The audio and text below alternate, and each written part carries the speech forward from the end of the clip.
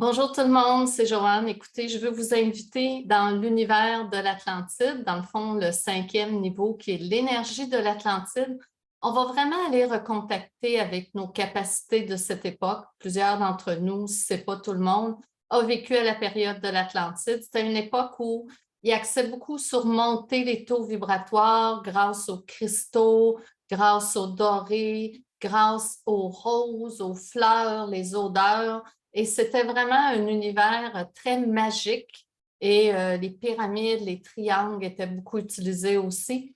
Donc, on va aller travailler à découvrir le 8e chakra et le 9e chakra qui est le chakra de l'âme. On va utiliser beaucoup les cristaux, on va les placer en triangle pour vraiment augmenter le taux vibratoire.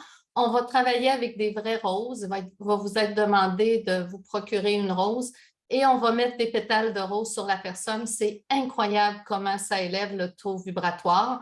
Et bien sûr, on va travailler avec des odeurs florales. Donc, si vous avez un petit spray ou quelque chose qui sent la rose, on va vivre un rituel qui avait vécu à cette époque-là, un rituel Atlante ensemble qu'on va faire pour vraiment se connecter avec cette énergie.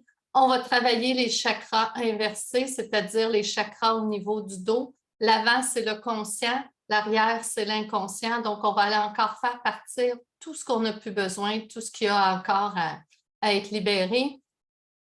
On va parler un peu d'alimentation parce que beaucoup de gens m'ont posé des questions.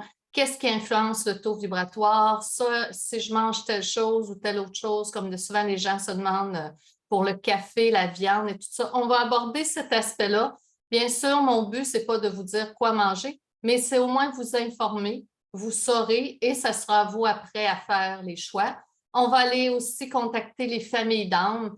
Je dirais que c'est comme un processus évolutif où à travers notre évolution, des fois on change de famille d'âme durant une incarnation et d'autres fois c'est lors d'une incarnation suivante.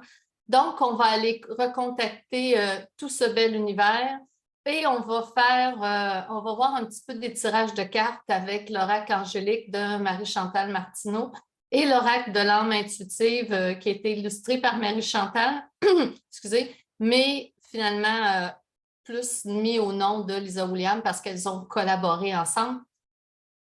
Parce que des fois, les cartes amènent un complément au Tianchi. Donc, on va aborder tout ça et le but, c'est vraiment de vous permettre de découvrir le plus possible cet univers et on va faire venir l'énergie de l'Atlantide dans la pièce où nous sommes, chacun, vous chez vous, moi chez moi, de façon à être à 100% dans cette vibration-là.